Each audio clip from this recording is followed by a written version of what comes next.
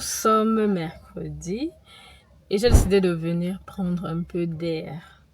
En réalité, au travail en ce moment, c'est pas évident. C'est absolument pas évident. J'ai besoin de respirer un peu d'air frais. Du coup, je me suis rapprochée du fleuve. Nous sommes au bord du fleuve, certes, mais en fait, c'est un restaurant qui est au bord du fleuve. Donc, je vais m'asseoir au restaurant et voilà, voilà.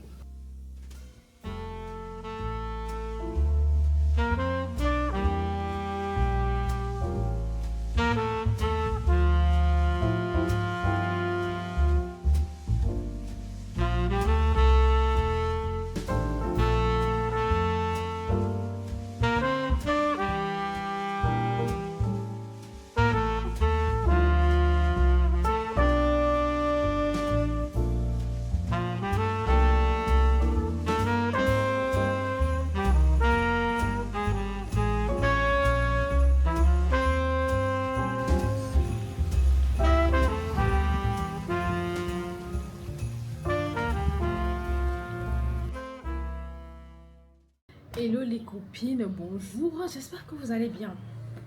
Alors aujourd'hui on va sortir, on va aller à mon cocktail de parrainage. Je ne sais pas si je vous avais dit, c'est là même que j'avais repris les cours. Et bien aujourd'hui c'est la journée de parrainage. Ce qu'on va faire maintenant, c'est que je vais faire un petit get ready with me avec vous, tout en vous partageant mon avis sur le sujet de la mort, de la séparation. Parce que j'ai perdu ma grand-mère hier des suites de longues maladies. Pour commencer, je vais porter une robe brodée. Je l'ai depuis super longtemps. En islam, la mort, c'est celle qui détruit les plaisirs. C'est celle qui arrête tout. Et aussi, c'est par là que tout va recommencer, entre guillemets. J'en mets un peu partout parce qu'il y en a un peu trop sur mon visage. Et moi, les moments où je réfléchis sur la mort, c'est vraiment les moments où je perds quelqu'un de cher.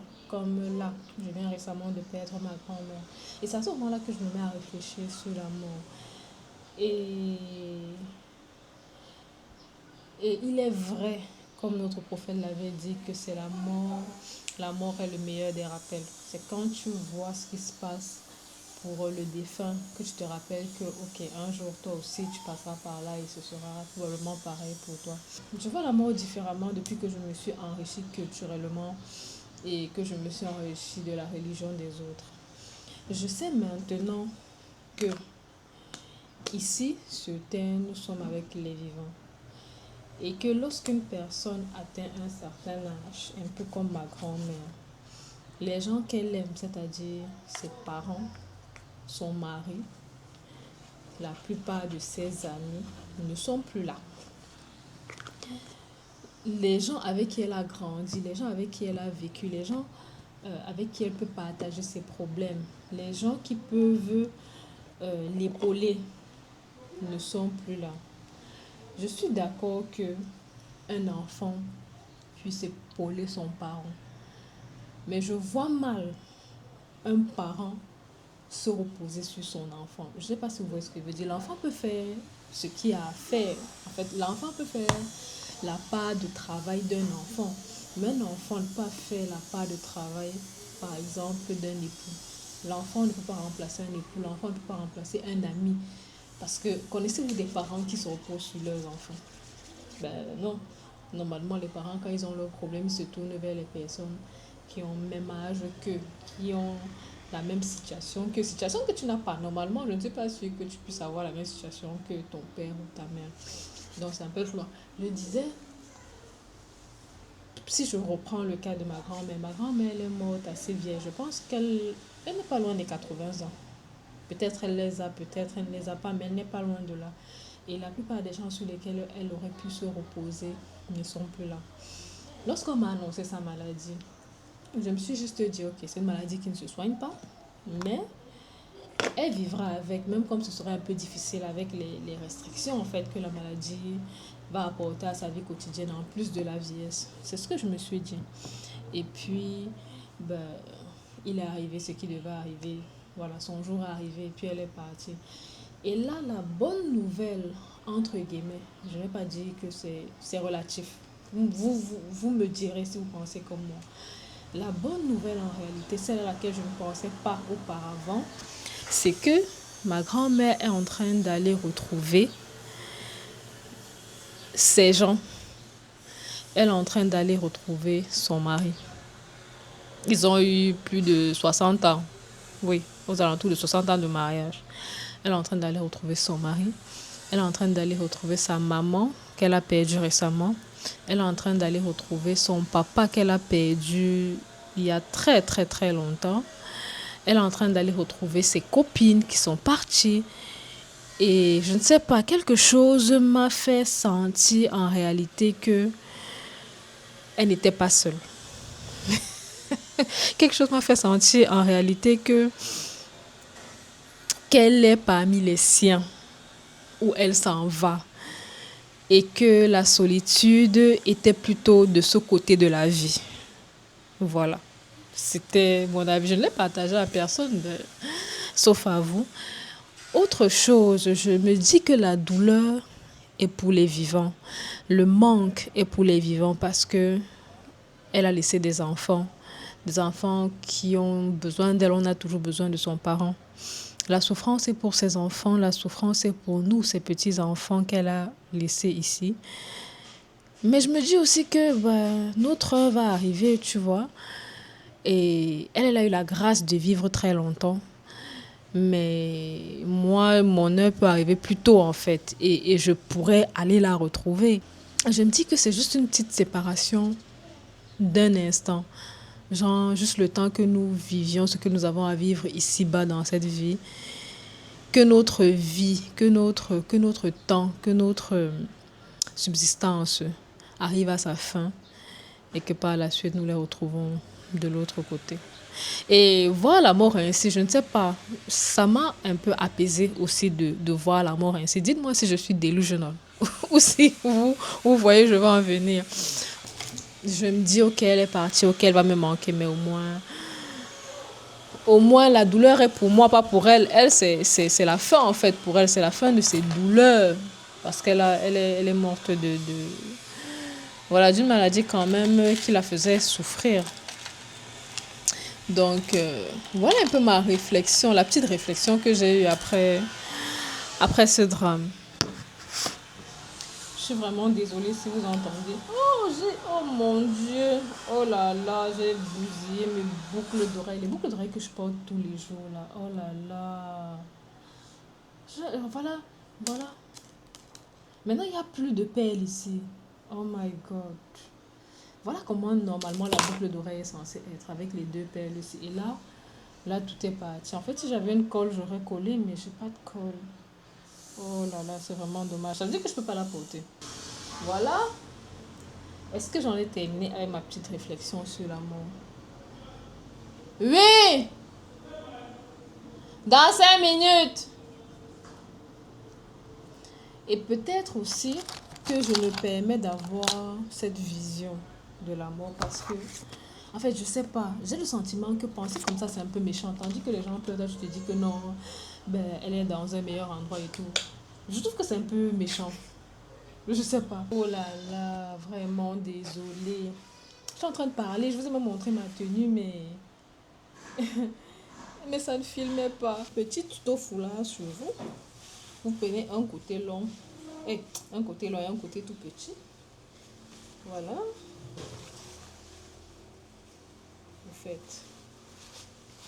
Ça, c'est pour les femmes qui ont un gros front. Comme le mien. Je pense franchement. En termes de la faille, peut-être que je vais pas porter de la faille, je vais juste aller comme ça. Et là, je me dis, je ferais mieux de mettre la corde dans le sac. Pour que ce soit beaucoup plus joli.